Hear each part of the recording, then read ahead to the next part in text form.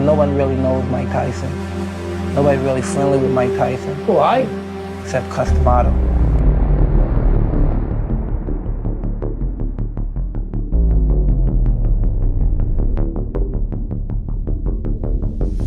Me and your world is so vastly different, you could never understand the action and the excitement of it all. And even though they know that you're a crook, when you're on the bus or when you're walking in the check cashing place at the grocery store, they know to watch you and you still outsmart them. Like most people would think, well, she knows me, she's on to me, I'm gonna walk away, but just to still watch them, they think they know, and then they make one mistake, and you outsmart them and they have their wallet.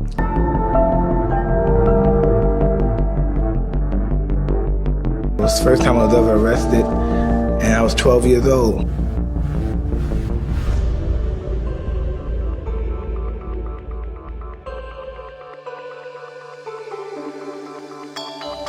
The first day he met me, he took me in his house, he didn't even know me. As time was going on, this guy he kept saying these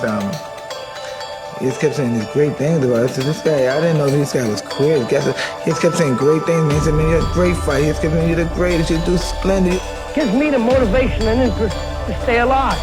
Because I believe that a person dies when they no longer want to live. But I have a reason, Mike.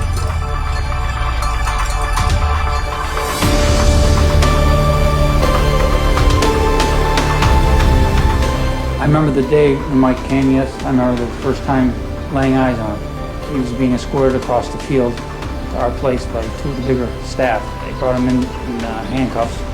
And he found out that I was an ex-fighter. And he asked one of the staff, how can I meet Stuart? I finally went to his room one night and I banged on his door to intimidate him. I said, so you want to meet me? What the hell do you want?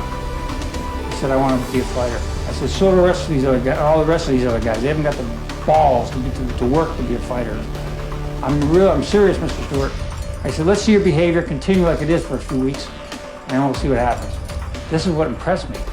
This kid changed. I mean, because he wanted it. The teachers called from school. I knew one of the English teachers called and said, what the hell happened to this guy? I became a nice guy. I talked to people nice. I became a gentleman. And eventually my grades got better, and then he started teaching me how to box. Mike and I were sparring one time. He hit me with a jab.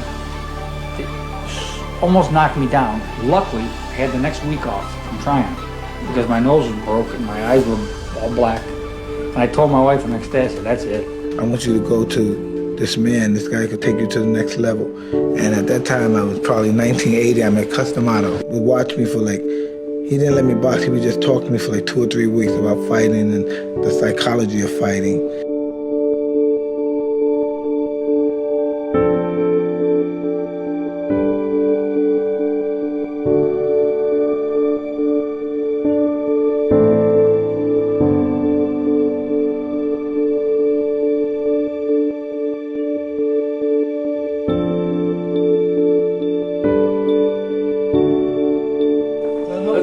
Thinking about girls, but they think about it all the time. Everything they do. That guy there, they had a common sense, they wouldn't get into trouble. Complex. Like the other day, right?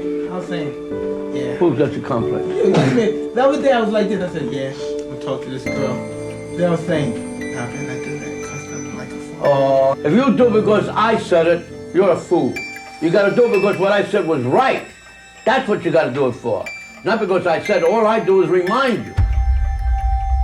You got to do it because you know it's right to do. It's going to benefit you in the long run.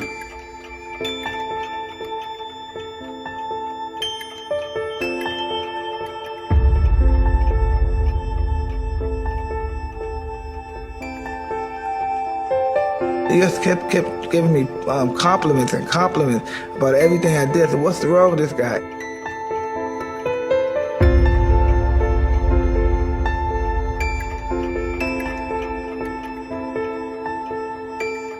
I'm not a creator. What I do is discover and uncover.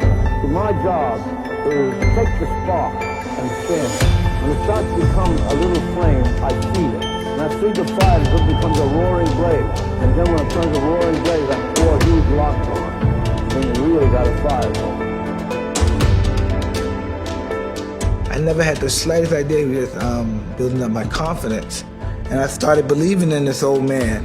I stopped being a little thief. I used to go back to New York and rob people and then come back upstate and hide out. I turned into a complete animal. I turned into a disciplinarian. This guy had me clean my room. This guy brainwashed me so much that if he told me to bite, I bite. And then one day he used to just say, listen, you have the chance to change your life, your family's life. You could be something very special. Don't you want to be champion? You could be champion of the world. And I didn't pay no attention to it. He said, really? You could be champion of the world. You could devastate the world. No man could take what you do. You just gotta believe it. I looked at this guy, and then I started thinking. I said, you really? I said, this guy's really crazy. He said, you do what I tell you to do, and if it doesn't work, then you could leave. So I said, okay, bet. So I did everything he told me to do, and I won.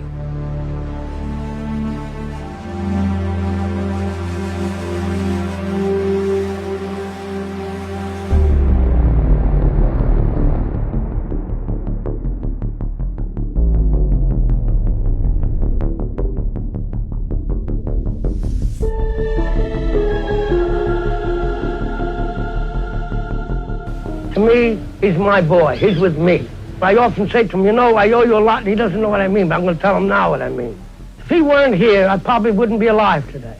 The fact that he is here and doing what he's doing, and doing as well as he's doing, and improving as he has, gives me the motivation and interest to stay alive. Because I believe that a person dies when they no longer wants to live.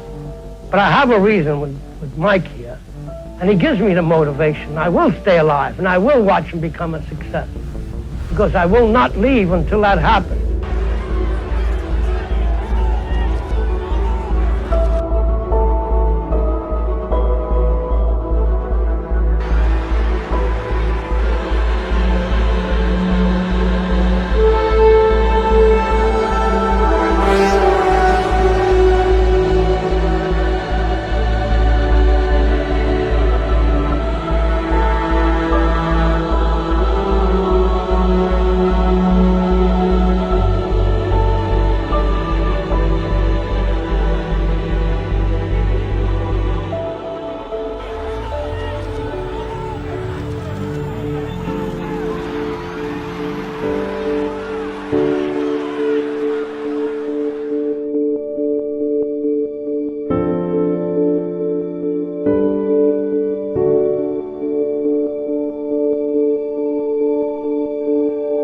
Mostly it just changed my life because he helped me to deal with people. I know how to deal with people now. Before I couldn't talk to people.